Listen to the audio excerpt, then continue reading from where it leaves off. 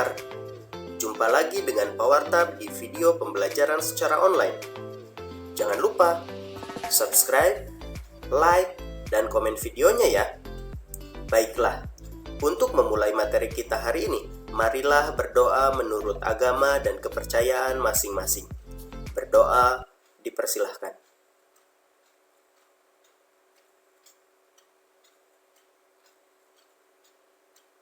Selesai.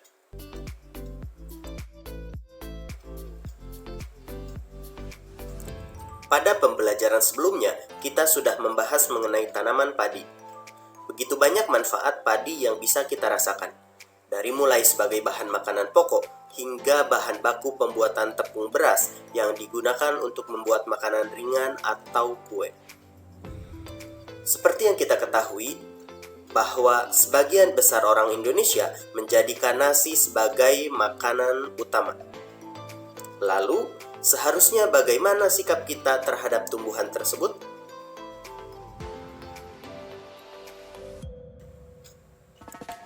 Untuk menjawab pertanyaan tersebut, mari kita simak ilustrasi berikut. Setiap hari, Benny, adik, dan kedua orang tuanya selalu makan malam bersama.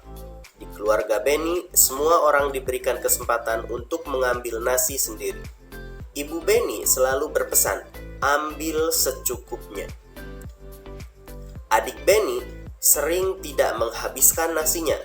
Alasannya karena ia sudah kenyang. Sering sekali ibu mengingatkannya. Namun, adik Benny belum juga mau menghabiskannya. Berbeda dengan adiknya, Benny selalu menghabiskan makanannya. Dia selalu mengambil secukupnya. Anak-anak pintar, sekarang mari kita eksplorasi ilustrasi tadi dengan menjawab pertanyaan-pertanyaan berikut ini.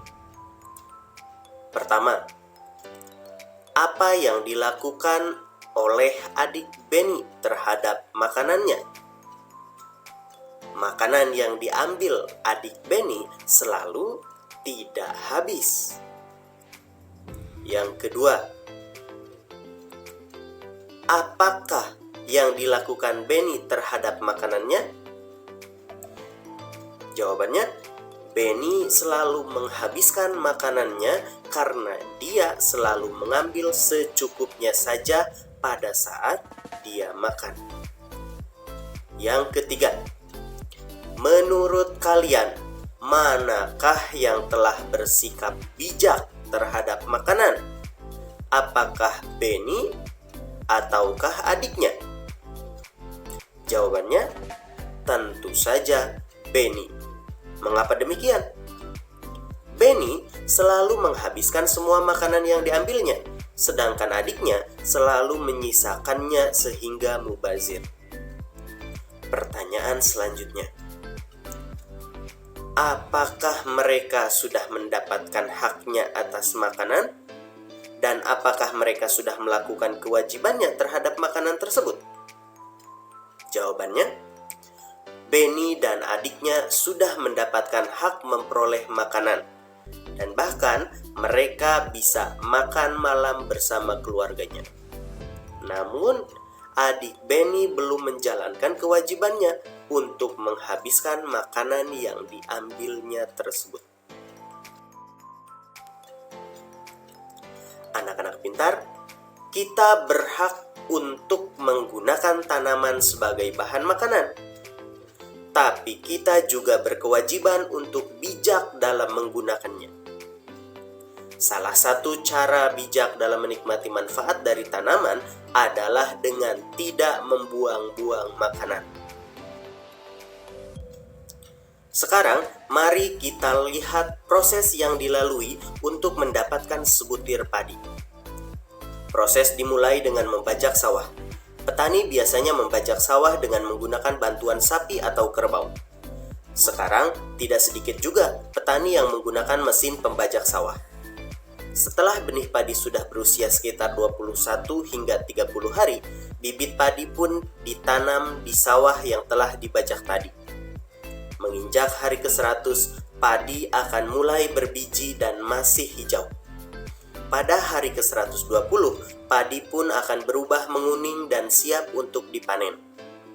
Padi kemudian diambil dari sawah untuk kemudian dirontokkan dari batangnya dengan cara dipukul-pukulkan ke alat perontok atau bisa juga dimasukkan ke dalam mesin perontok padi. Setelah padi rontok dari batangnya, kemudian dijemur selama beberapa hari sehingga padi siap diolah menjadi beras. Setelah padi kering, kemudian padi dikupas kulitnya dengan cara ditumbuk pada lesung, seperti yang biasa dilakukan oleh masyarakat pada zaman dahulu, atau dengan memasukkannya pada mesin penggiling padi. Setelah padi berubah menjadi beras, barulah kita bisa memasaknya menjadi nasi yang siap untuk dimakan.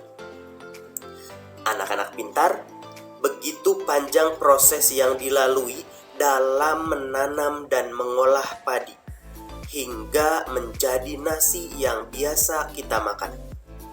Proses yang sama panjang juga dialami oleh bahan makanan lainnya yang biasa kita konsumsi itu, seperti sayuran, buah-buahan, dan lain-lain. Setelah tahu prosesnya sepanjang itu, apakah kalian masih berpikir untuk membuang-buang makanan? Sebaiknya kita berpikir ulang sebelum membuang-buang makanan yang kita dapatkan. Di luar sana, banyak sekali orang yang tidak dapat haknya untuk mengkonsumsi makanan karena berbagai keterbatasan yang dimilikinya. Kita hendaknya bersyukur masih diberikan rezeki sehingga kita masih bisa makan.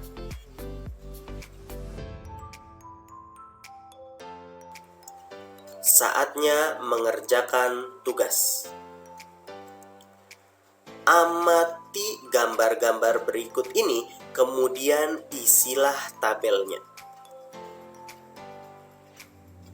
Kalian mulai dengan mengamati ketiga gambar ini, kemudian kalian simak kalimat per kalimat pada masing-masing kolom di tabel berikut ini. Untuk memudahkan kalian dalam mengerjakan tugas ini, silahkan kalian jeda dulu videonya. Setelah itu, baru kalian lanjutkan kembali. Selamat mengerjakan.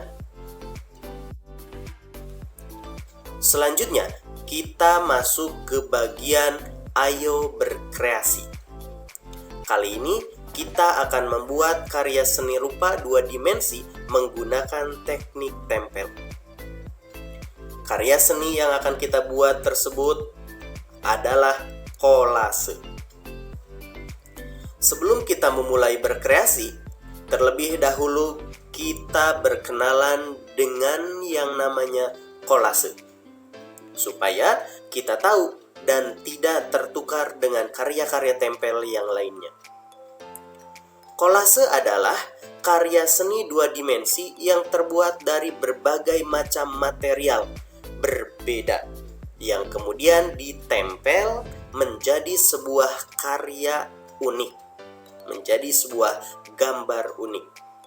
Kolase menggunakan bagian-bagian utuh dari sebuah benda, biasanya menggunakan biji-bijian atau daun-daun kering atau juga ranting-ranting pohon yang sudah kering. Cara membuat kolase. Untuk membuat sebuah karya kolase yang baik, kita harus mengetahui dulu cara membuatnya, yaitu sebagai berikut. Pertama, siapkan alat dan bahan. Yang kedua, buatlah sketsa gambar yang akan dikreasikan. Yang ketiga, tempelkan bahan-bahan yang sudah kita sediakan pada sketsa yang telah dibuat. Setelah kita tahu cara pembuatannya, sekarang saatnya kita mencoba. Sebagai permulaan, kita akan membuat kolase dari daun dan ranting pohon. Kita mulai dengan mengumpulkan alat dan bahannya. Bahan-bahan yang kita perlukan antara lain daun-daun, batang tumbuhan, lem, kertas, dan gunting. Bahan-bahan tersebut bisa kalian dapatkan di sekitar rumah kalian sendiri. Selanjutnya, kita masuk ke langkah kerja. Langkah kerja tadi dimulai dari menyiapkan bahan.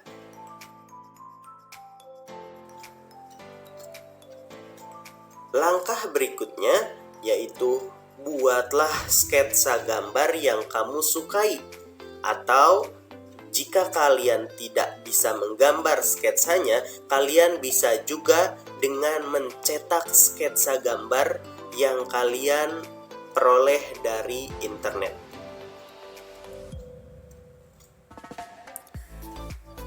Kemudian, aturlah daun-daun atau batang tumbuhan menutupi sketsa gambarmu.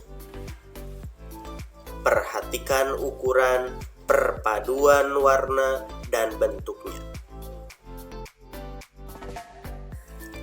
Selanjutnya, tempelkan daun atau batang tumbuhan kering pada kertas gambarmu dengan menggunakan lem.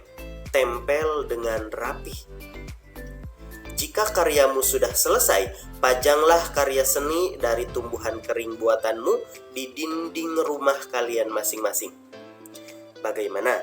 Mudah bukan untuk membuat kolase? Saatnya kalian mengerjakan tugas. Buatlah sebuah karya seni kolase dengan menggunakan bahan-bahan dari alam. Kalian bisa menggunakan panduan kerja yang sudah kita bahas barusan. Selamat mengerjakan!